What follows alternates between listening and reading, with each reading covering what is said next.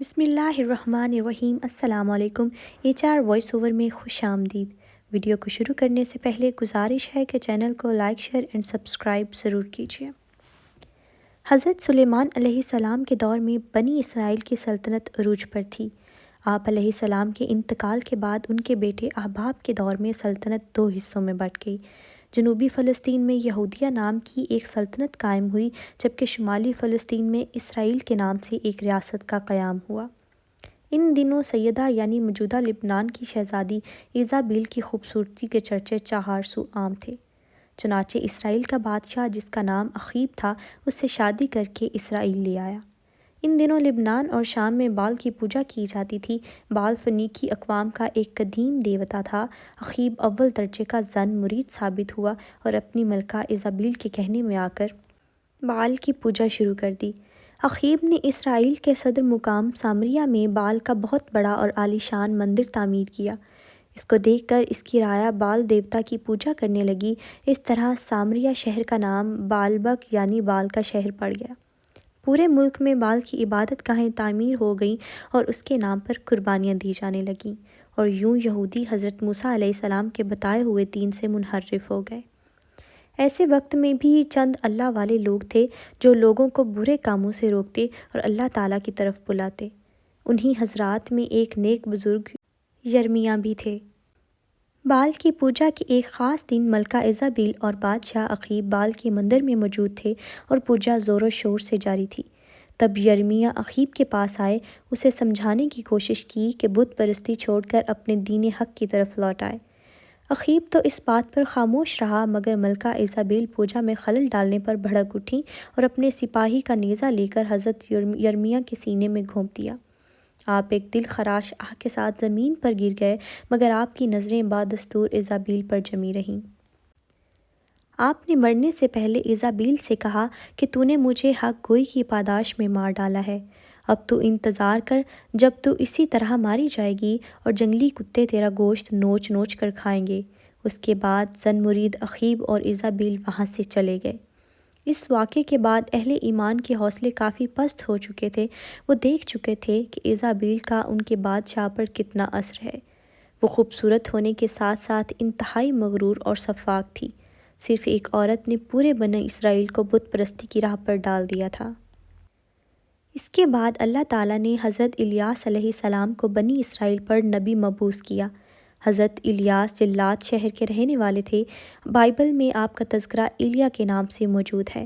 آپ سامریہ میں اخیب کے دربار میں تشریف لے گئے اور اسے سمجھانے کی کوشش کی، لیکن اخیب اور اس کی بیوی نے آپ کی ایک نہ سنی اور کہا کہ آپ عظیم بال ہی ہمارا دیوتا ہے۔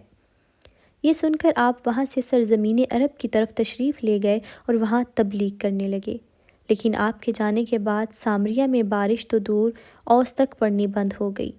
بال کے نام پر خوب چڑھاوے اور قربانیاں دی گئیں، مگر نتیجہ بے سود۔ قحط اتنا بڑھ گیا کہ لوگ لوٹ مار پر اتر آئے، یہاں تک کہ بادشاہ کے محل کا گھیراؤ کر لیا اور اس کے کچھ حصے کو آگ لگا دی۔ اب بادشاہ انتہائی پریشان ہوا اور حضرت الیاس کو ڈھونڈ کر ان سے بارش کے لیے دعا کی درخواست کی، لیکن یہ بات ایزابیل اور بال کے پجاریوں کو ناگوار گزری۔ وہ حضرت الیاس علیہ السلام کی مخالفت پر اتر آئے۔ حضرت الیاس نے تجویز پیش کی کہ تم اپنے معبود بال کے نام کی قربانی دو اور میں اللہ کے نام کی قربانی دوں گا۔